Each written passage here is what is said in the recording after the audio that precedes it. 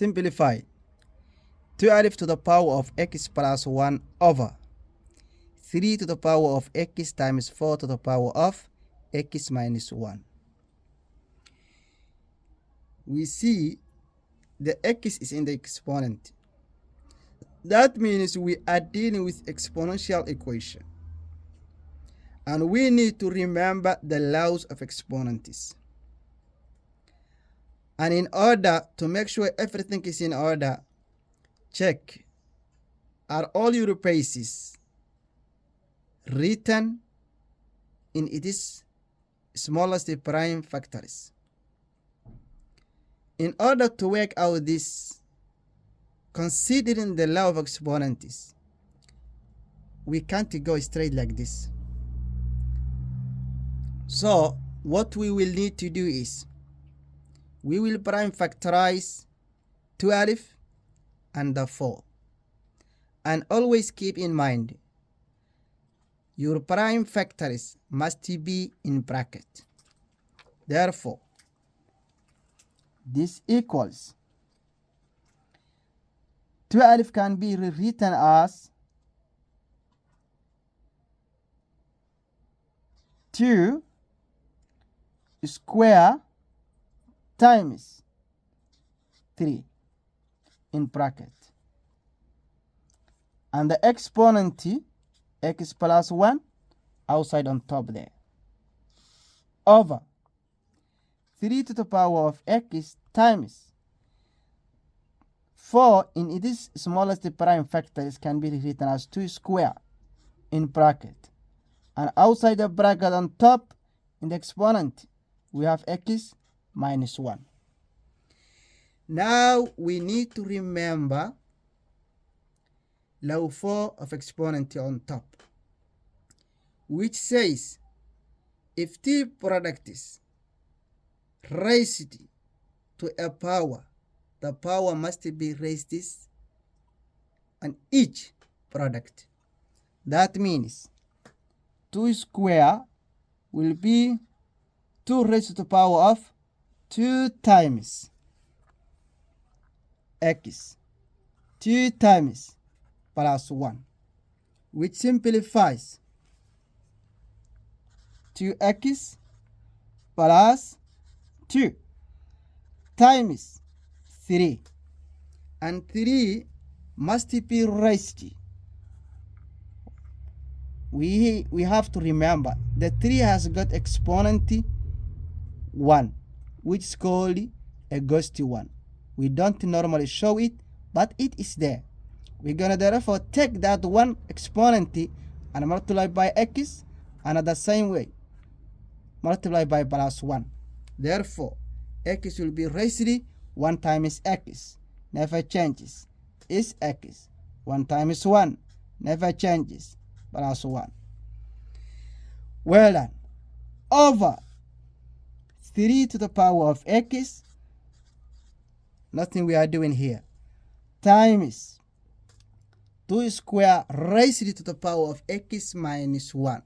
Therefore the 2 must be multiplied by both terms of exponents outside the brackets on top there. So 2 times x will give us 2 raised to the power of 2x minus 2 times 1, which is 2. Now we have everywhere prime factors, and we are multiplying on top, and down we are multiplying, and all over we are dividing. So on top no law we can use, because we have 2 different bases and we are multiplying. Well done. And at the bottom is the same. Okay, but now we can use law 2 of exponents and consider the numerators separately and the denominators separately. If we check here, we have 2, the base 1, and also we have here 2 base 2. 2 bases are the same. So now we will take one place, okay, which is 2 to the power of 2x plus 2.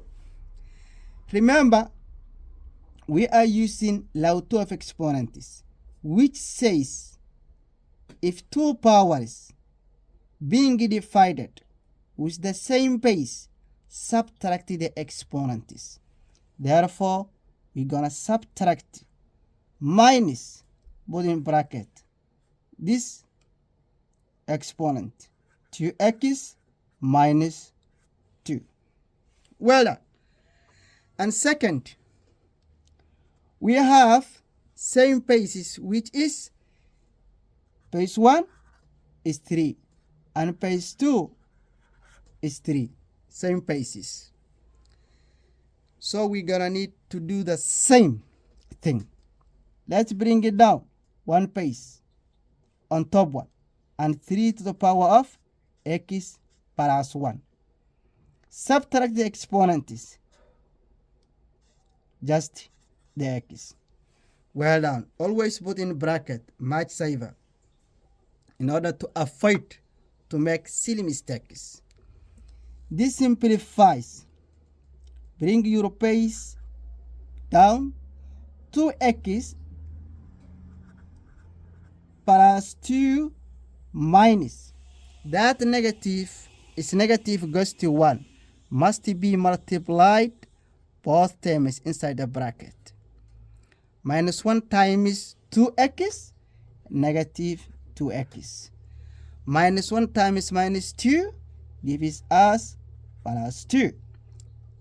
Times 3 to the power of x plus 1. Negative 1 times x is negative x. Well, now collect like terms. 2x and minus 2x are like terms and cancel out. They add up to 0. Plus 2 and plus 2 gives us 4. Gonna therefore get other down 2 to the power of 4 times 3x and minus x are like times and they add up to 0. Therefore, we are left with 3 to the power of 1. Now, give the value of the power. 2 raised to the power of 4 equals 16. Times 3 to the power of